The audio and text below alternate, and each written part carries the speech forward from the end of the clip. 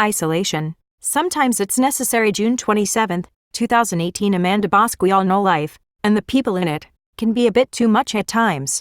And sometimes you have those days where you just want to crawl into a ball underneath some covers and pretend you don't exist for a few hours, days, maybe even months.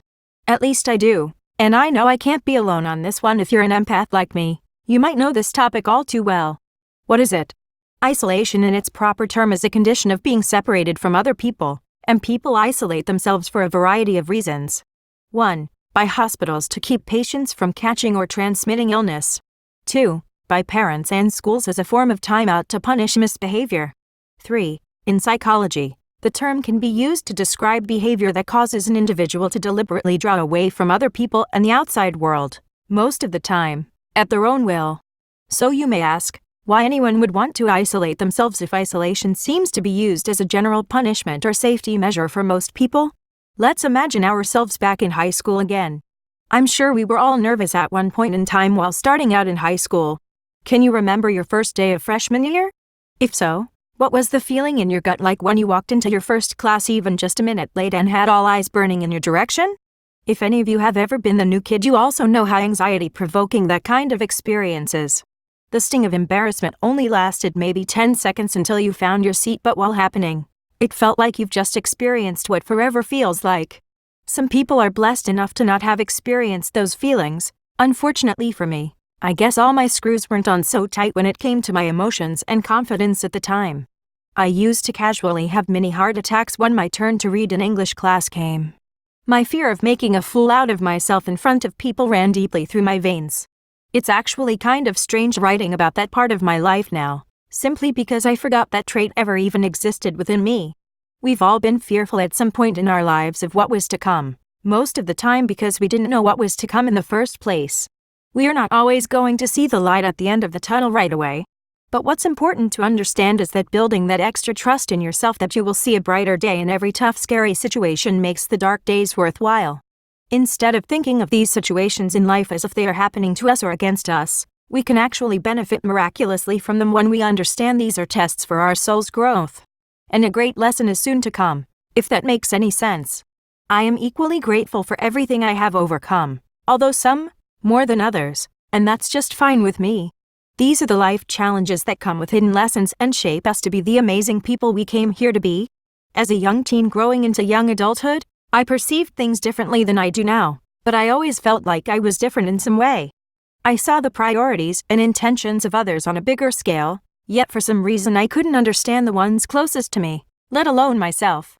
I was always so kind, and open, and in turn, manipulated more than I'd like to admit.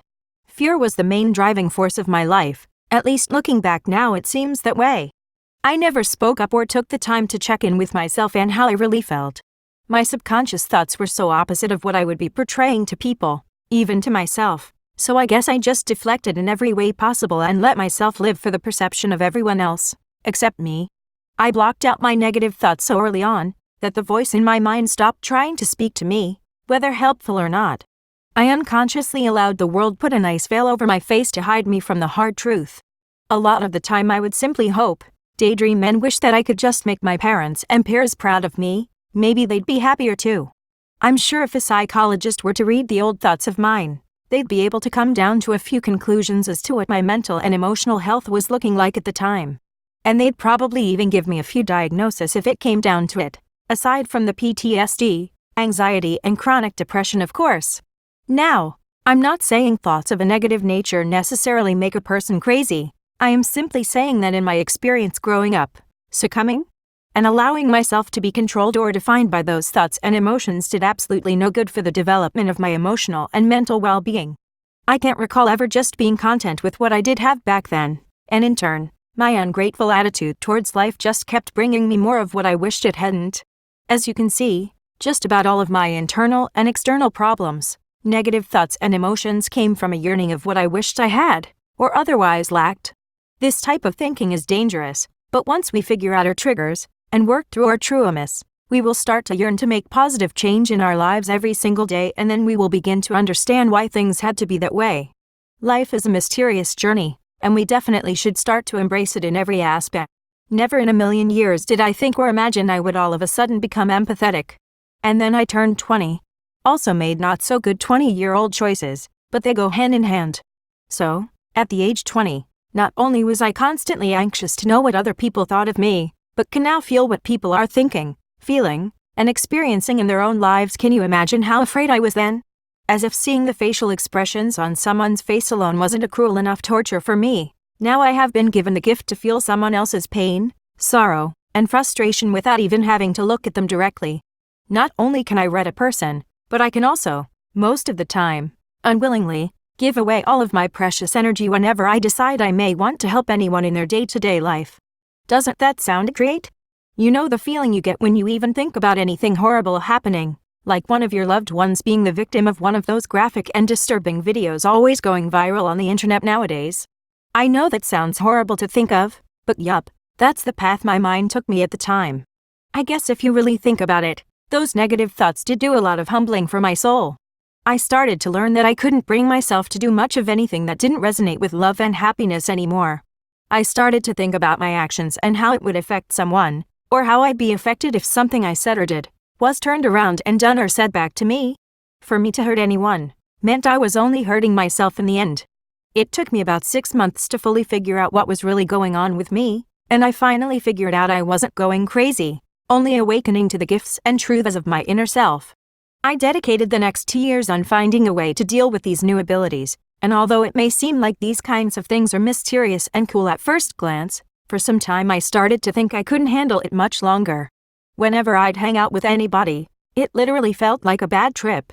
I could feel the emotions of my friends and family, even strangers. I felt their feelings of doom and shame, to name a few, and it was not a good feeling, not one bit.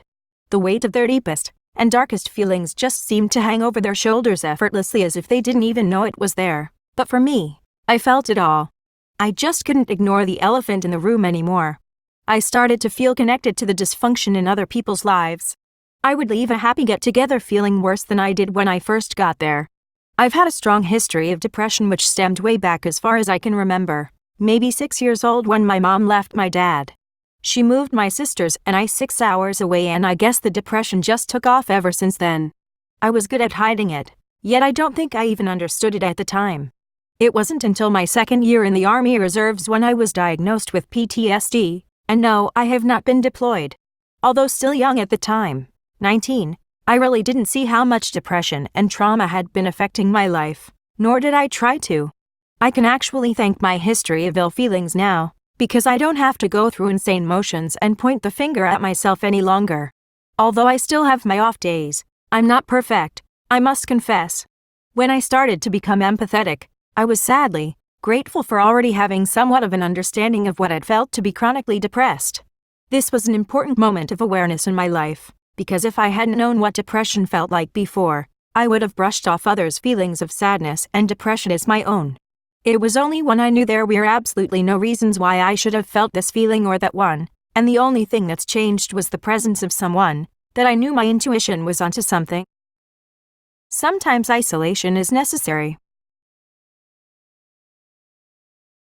I figured out I was supposed to pay attention to my surroundings, including people, every time these invasions of energy took place. I also stopped brushing aside my emotions, which taught me immensely about myself and who I really wanted to be. I began to recognize and distinguish my thoughts, feelings, and emotions from those of everyone around me. I spoke my truth when I needed to, and learned the value of my time and energy. It was empowering. What I realized my greatest lessons had most in common was some alone time. It took me hours, days, weeks, and months of putting effort into nothing but the things I knew were good for me and resonated with my highest good.